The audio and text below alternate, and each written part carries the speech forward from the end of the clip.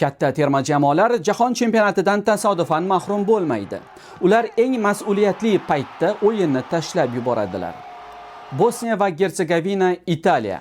Muammo natijada emas. Muammo mana shunaqa natijalarning takrorlanishida. Squadro Azzurro hisobda oldinga chiqib oladi. Bosim biroz tushgandek bo'ladi. Hammasi boshqacha tuyula boshlaydi, lekin unday emas. Bosim qaytganida o'yin nazorati to'la qo'ldan chiqib ketgan edi. Natija esa ayanchli. Ketma-ket 3-marta mundialsiz qolish. Buning omadsizlikka aloqasi yo'q, chunki omadsizlikning ham bir chek-chegarasi bor axir. Kosovo, Turkiya. Italiyalik murabbiy Vincenzo Montella o'yin nazoratini to'laligicha o'z qo'liga oldi. Juda bir yorqin o'yin yo'q-ku, ammo natija bor. 24 yil kutilgan natijani olish mana bunaqa bo'libdi. Chexiya, Daniya. Daniya o'yinni intizom va barqarorlik atrofiga qurdi. Chexiya esa uni buzib tashladi. To'g'ri paytda bosim, kutilmagan hujumlar va Daniyaning nazorati parokandalikka uchradi. Natijada Chexiya jahon chempionatiga yo'llanmani qo'lga kiritdi.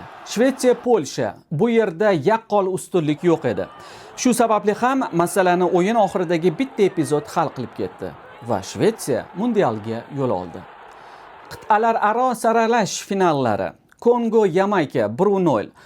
Nihoyat O'zbekistonning K guruhidagi 3-raqibi nomi ma'lum bo'ldi.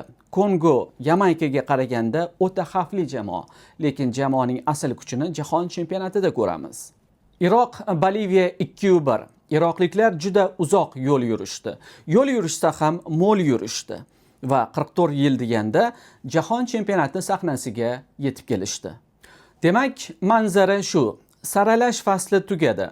Jahon chempionati katta jamoalardan mahrum bo'lmadi. Aksincha, katta jamoalar jahon chempionatidan mahrum bo'ldi. Oldinda esa yangi fasl. Sahnada 48 ta jamoa jahon kubogi uchun tayyor.